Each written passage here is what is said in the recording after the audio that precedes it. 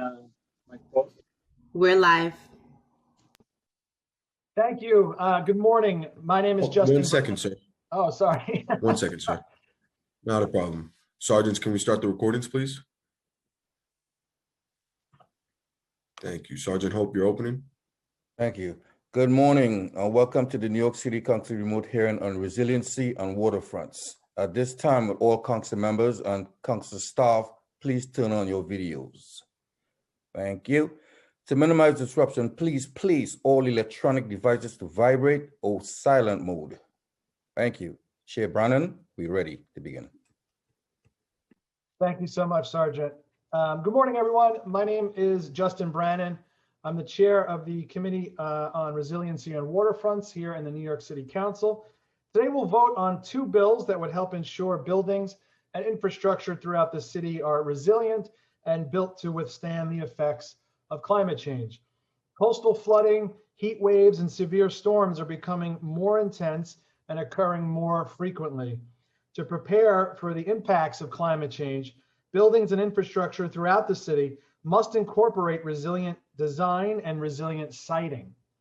The Mayor's Office of Resiliency has drafted non-binding discretionary climate resiliency design guidelines, which provides guidance for planners on how to consider future hazards of heat, precipitation, and sea level rise in the design of buildings and infrastructure. Proposed Intro 2092A, sponsored by Councilmember Constantinides, would codify these guidelines. The Office of Long-Term Planning and Sustainability would develop climate resiliency design guidelines informed by both the current guidelines and a 5-year pilot program evaluating potential resiliency features in city capital projects. OLTPS, with other city agencies, environmental justice organizations, and members of the public with expertise in climate resiliency, climate design, the built environment, engineering, and environmental justice issues, would then be able to use these guidelines to develop a climate resiliency score metric for all city capital projects. Proposed Intro 2198A, sponsored by Councilman Matteo, would add additional freeboard for most newly constructed or substantially improved or renovated buildings located in the floodplain to provide additional floodproofing.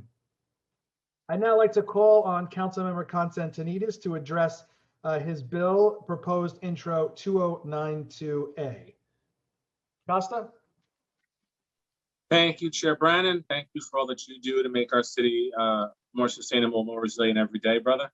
Right on, thank you.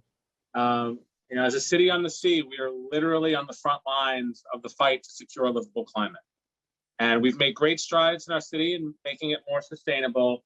But the reality is we have to really prepare for worst case scenarios. As we saw during Hurricane Sandy, much of our infrastructure is woefully unprepared to deal with the worst impacts of climate change. That's why it's so critical that we set resiliency standards for everything we build in New York City. Climate planning must now be the cornerstone of everything that we do. And if we have to ask if something was built with sustainability and resiliency in mind, then we should just send it back to the drawing board. That's where Intro 2092 comes in. It requires the city to create a pilot program for resiliency design guidelines, making them mandatory. And once they're complete, they're having this scoring metric that you talked about for projects. It's at a minimum standard for resiliency that every subsequent project must meet. Again, I want to really thank you for your leadership, brother, and all that you do to make our city more resilient. I want to thank all of your staff and the attorney for the Resiliency Committee as well, Janie Bavishi and the whole team at MOR for getting the ball rolling on the creation of these guidelines and for pushing so hard. And really, I want to thank the advocates. We were thus at that rally last week, rallying for this bill with the Rise to Resilience Coalition. So really, thank you to the Rise to Resilience Coalition, all the coalition members there who are every day working on issues of resilience that are so very important to our city. So thank you for holding us accountable, and thank you for pushing this forward to the advocates. And of course, my staff as well, Nicholas Wazowski, my counsel. Thank you very much. Right on, Costa, thank you. Yeah, as we all know, environmental justice is racial justice, is economic justice. None of this stuff happens in a silo. And these bills today are really what I like to call no-brainers, but they did not exist until now. And that's thanks in large part from the environmental justice groups who push us and keep us honest. And it's a great partnership because they become our climate change conscience, and they make sure that we're doing the right thing and that we're thinking about ways to improve our system that maybe we hadn't been thinking of immediately. I also want to thank my committee counsel, Jessica Albin, for all of her great work. I also want to acknowledge that we've been joined by other members of the committee, Councilwoman Rose, Councilman Diaz Sr., and Councilman Ulrich. And with that, I will ask the clerk to call the roll unless anyone else has anything to say.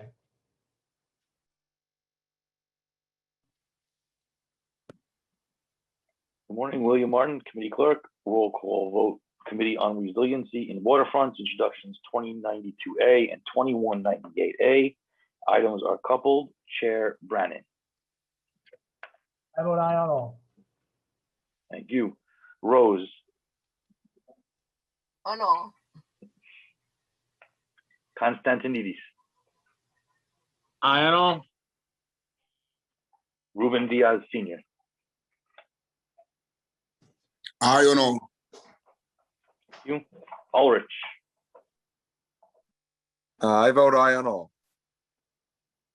Okay, by a vote of 5 in the affirmative, 0 in the negative, and no abstentions, both items have been adopted by the committee. Thank you. Great. Thank you, everyone, for joining us. And congratulations, Costa and Councilman Matteo, and we'll see you later at the stadium. I have to adjourn, right? This meeting Yes. has been adjourned. Thank you.